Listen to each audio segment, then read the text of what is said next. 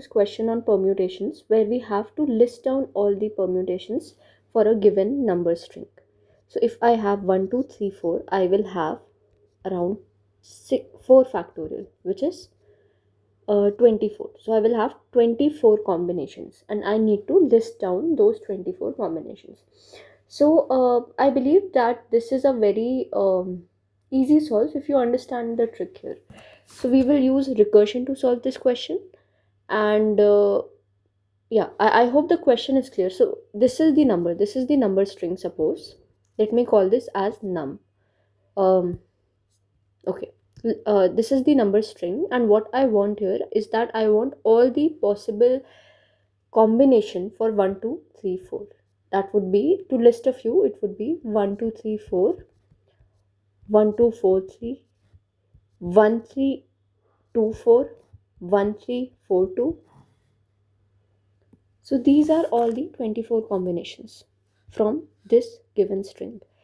And it's very easy to get here if you use recursion. So before going to recursion, I'll suggest you to give this video a pause and solve this question. I hope you have done that. So let's discuss the basic what do we mean by recursion. Recursion is basically a function calling itself. So there are three things.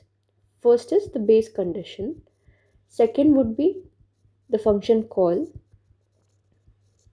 and third would be small change. So every time you call the function, there is something that you implement. There is a code block that you implement. So here what will happen?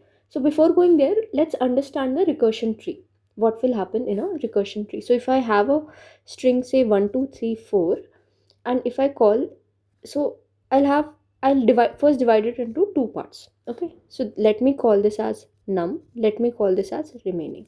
Okay, now I'll just pick one string from here, from remaining, and I will call this as 2. Now the remaining would be 2, 3, 4, and this is going to be my number.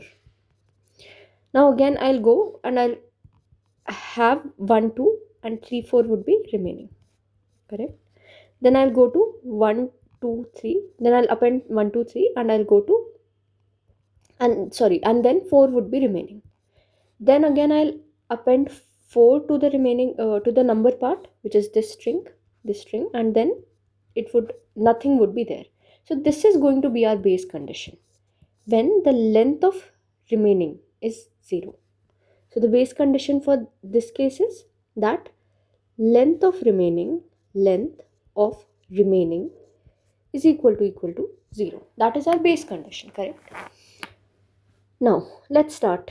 Okay, now after this I'll return to this function call here. Now so this is the remaining string. I have to traverse the string. I have to explore all possible combination. But now, since the length of remaining is only 1 and we have explored that, this would be like there we would not explore any combination further for 1, 2, 3. Now I'll trace back again. So here what will happen? I have 1, 2 and 3, 4. So I have already used 3. From here I have already used 3. So what the next combination that I'll explore is 1, 2, 4 and 3. So 3 would be our remaining part and 1 to 4 would be the number part. So 1 to 4, now again this will go to 1, 2, 4, 3, and this would be empty string. Okay, now again the length of remaining is 0. So I will also maintain a result set. Here I will append 1, 2, 3, 4 from this result, then 1, 2, 4, 3 from this result. Okay, and then again I'll trace back. So I'll go back here again. So now I have explored 1, 2, 3, 4 and 1, 2, 4, 3. So 1, 2 I have explored both of these combinations. Now I'll go back again. I'll go to this function call. So here this is my number, this is my remaining part. I have already explored 2. So what I'll do, I'll keep 2 and 4 intact and I'll pick 3 and I'll append it to my number string. So this would be after this. So this is one block, this is another block. Okay, so after 1, 2 I am exploring 1, 1, 3. So 1 3, again I'll break it down to 1 3 2 and 1 3 1 3 2 and 4. Again this will go down to 1 3 2 4 comma empty string. Now since this is an empty string, what will happen? I'll get a I'll append this to my result set, which is 1 3 2 4. So 1 3 2 4 I'll append to my result set. Okay. Okay. Then again, I have explored 4 for this. I have picked 2 and I have explored 4. After 4 I don't have a string, so this would be a cross. Then I'll again go back to this function call. um, 2 I have explored. From here I'll explore 4. i will I will append 4 to the number string, and remaining would be 2. So now remaining is 2. So this again I'll append 1 3 4 2. This would be like an empty string. This again is my base case. So 1 3 4 2 also I will append to my result set. So I have got both 1 3 2 4 and 1 3 4 2 from here. So let me so we can complete the whole tree like that. Okay, so here this will continue, and after, so here we have taken 1, this will again go to 2, and the remaining string would be 1 3 4, and this will carry on. So what we are doing here, that for every string going we are looping the remaining string. For every number set, we are looping the remaining string. Okay, so I'm doing, let me write down the base case. So first, the base case is, as we have discussed, that length of remaining is equal to 0. Then I'll append, then the action would be that result dot append num. Okay, so this would be my base case. Second would be function call. So let me call that function as recursion,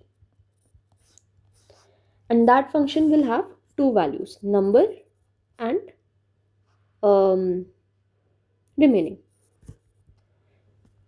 Okay, and within this function, what I'll do, I'll have a loop, because see here what is happening. After 1 you are exploring 2, so this is the exploration. After 1, after 1 you are exploring 3, this is the exploration. Also after 1 you will also explore 4, so that would be something like this: 1 4 2 3, right? 1 4 2 3, this will again go to 1 4 2 3. This would be 1 4 2 3 comma empty string. So you will explore each combination. So you are basically looping. First you have tried 1 2, then you have tried 1 3, then you have tried 1 4. So this is a loop. And which array are you looping? You are looping the remaining array. So I'll write a loop here, that for I in range remaining.